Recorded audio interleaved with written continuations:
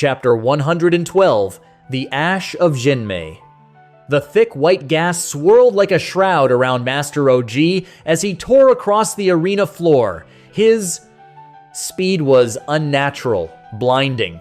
Before Viratros could even raise a defense, OG's mechanical fist connected squarely with his jaw. The impact cracked through the stadium. Viratros was thrown backward, his boots sliding hard across the cold metal floor of the arena, leaving dark streaks behind him. He barely hit the deck before OG was on him again, rushing the fallen warrior.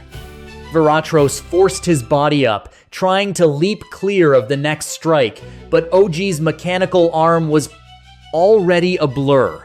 A heavy, metal fist slammed directly into Viratros' stomach. The air left his lungs in a sickening gasp as he spit blood, flying backward once more and crashing heavily onto the hard ground. He lay there, barely moving. Every muscle screamed as he slowly, agonizingly tried to push himself back up to his feet. OG stood a few paces away, watching the struggle with a cruel, mocking laugh echoing from his chest. Maybe you improved, but don't forget that I was your master. OG raised his mechanical arms, turning the metal joints in the light, admiring his own lethal hardware. This Athrium Veil was a genius. However, he was stupid when he saved me after the explosion. Viratros finally stabilized his footing. He wiped the blood from his lip, his voice steady despite the pain. You are pathetic. OG's mocking smile vanished, replaced by a cold, deadly seriousness. You stood up again? Okay then, I will finish you off fast. Up in the royal viewing box, the tension was suffocating.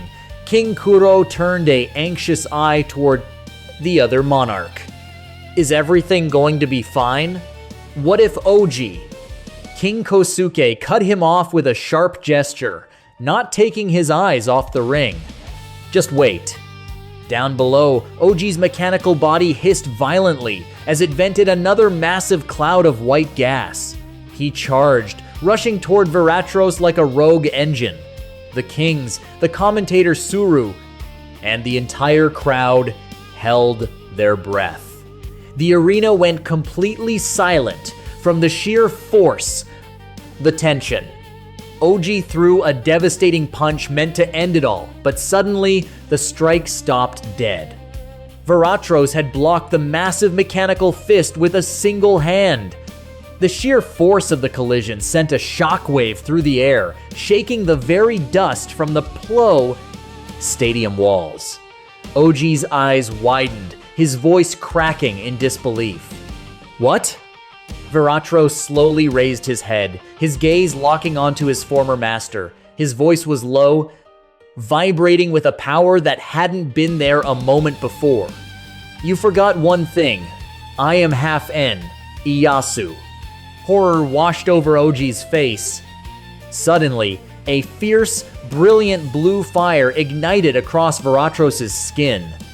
The flames roared to life, burning with an intense heat as Viratros tightened his grip, completely crushing OG's mechanical hand.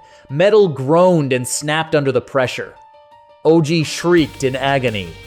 This can't be. What do you mean, Ieyasu? This is impossible. I know it was you who played at eradicating Jinmei back then, Viratros said, his voice dripping with absolute clean fury.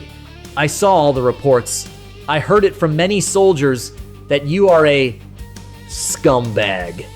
OG writhed, trying to pull away as his mind raced backward through the past. But who? How are you? Then, a dark realization struck him.